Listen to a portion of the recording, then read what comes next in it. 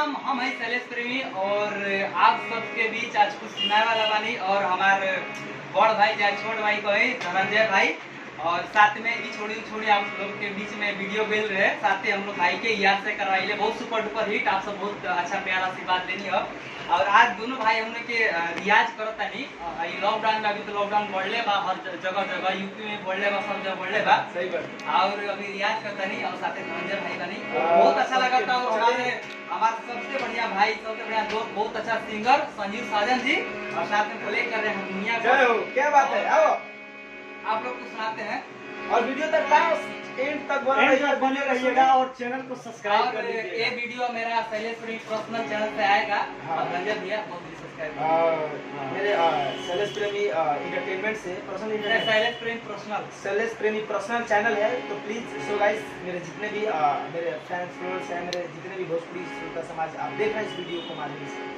तो इस चैनल को आप लोग सब्सक्राइब कीजिए और एंड तक जुड़े रहे वीडियो के साथ। और देखिए आप धमाल करने वाले हैं। जय हो। आओ देखिए नैना से गिरे नीर जाई मुहे भले गिर मन हमर ना भावता।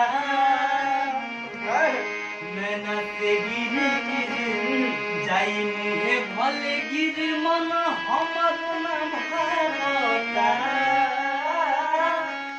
रुक द डोली अब पीछे पीछे आवता।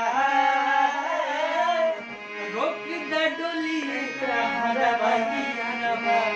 अब पीछे पीछे आवता। जय हो। शैलेश भाई के बहुत ही अच्छा गाना बा।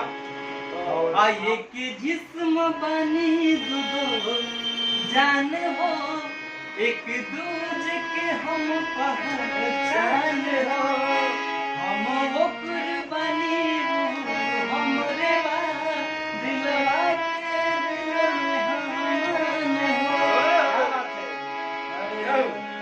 तो यही गाना आप सबको बता देता नहीं कि बहुत अच्छा अच्छा आप लोग की आईडी वीडियो देखे के मिली। अभी आरसीएम से बहुत अच्छा अच्छा हम लोग के गाना रिकॉर्ड हुआ है और वीडियो शूट हुआ है, देवी गीत भी हो गया है और हमारे धनंजय भैया तक गर्दा उड़ाइए रहे हैं मार्केट में। चलिए आप लोग आशीर्वाद है, प्यार है, आप लोग का प्यार आशीर्वाद है तो हम भी गर्दा उड़ाएंगे। तो आप लोग अपना प्यार आशीर्वाद बनाए रखिए हम लोग के ऊपर।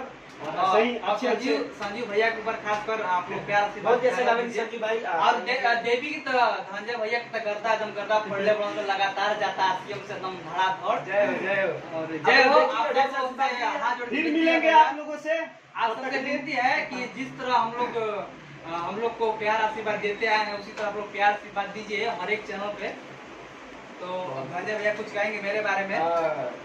ये शैलेश भाई है, शैलेश प्रेमी बहुत ही अच्छे आदमी हैं और बहुत दिन से जब से मतलब आरसीएम से जुड़े हुए हैं तो साथ में मिलकर काम किए और बहुत ही एल्बम हम लोग साथ में भी गाए। और जहाँ तक गाने का आप लोग बहुत सारा आशीर्वाद प्यार दिए हुए थे और इसके बाद भी फिर से धमाल कुछ करने वाले हैं। तो आप लोग प्लीज़ सपोर्ट करें और भाई को मेरे संजीव जी के और भाई के तो सपोर्ट करता नहीं, दिल से थैंक यू, दिल से धन्यवाद बा।